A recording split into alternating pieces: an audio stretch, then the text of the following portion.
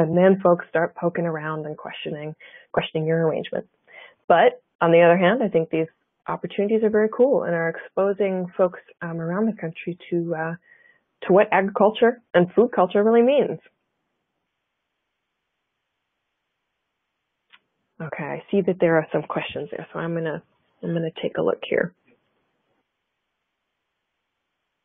When you give gifts to the shareholders of canned or other added items, is this a way to reduce risk? Okay, so when is something a gift, and when have you sold something? So I think that's probably the deeper question there. Can we say, oh, I didn't sell the salsa, I gave it away? Sometimes, certainly, you can. If I give my mother a jam that I make and she opens it up and it's moldy, she definitely can't sue me for that. Thank goodness, and that has actually happened. So I'm glad. But the court is going to look at the reality. Did you know that person? You know, are they? Why did you have cause to give them a gift? Was it a holiday? You know, we can't pull the wool over the court's eyes very easily. So they may look beyond that. If your question is about taxes, I just have to sneak in there that I do have a flow chart on my website that will help you understand when you can and can't give. No, I'm sorry. I spoke wrong. It's not when you can and can't give gifts. It's about how do you treat those for tax purposes. So a lot of CSA farmers do give away gifts, you know, to employees and customers and those sorts of things. So check that out if you're curious about that aspect of it.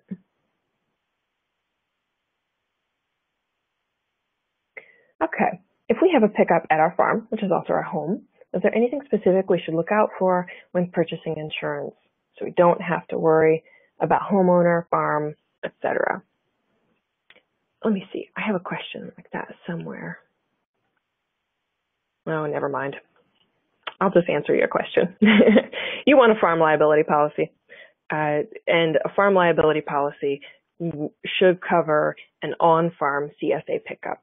There's really nothing special about that. That's definitely a farm operation. It's not, if you're not buying in lots of product from other farms, you know, farm liability is the way to go. Generally, you buy them all from the same company because you get a deal that way. So in your situation, you probably have a homeowner policy to cover if your home burns down. Farm liability covers if your barn burns down, and injuries of people who are on your property for farm purposes. Okay, there are many questions on interns, woofers, and worker shares.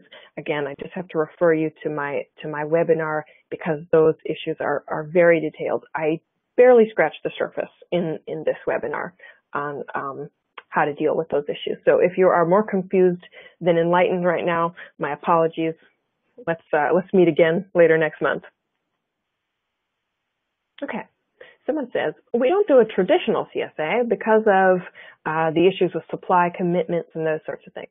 Instead, this person has a prepay co-op style setup. They pay a month in advance, and then they get, you know, an option to pick from a list of items. And I'm assuming that the person's question was about liability, you know, sales liability. Is there any legal complications in this? And no, there's nothing wrong with prepay systems. This isn't going to expose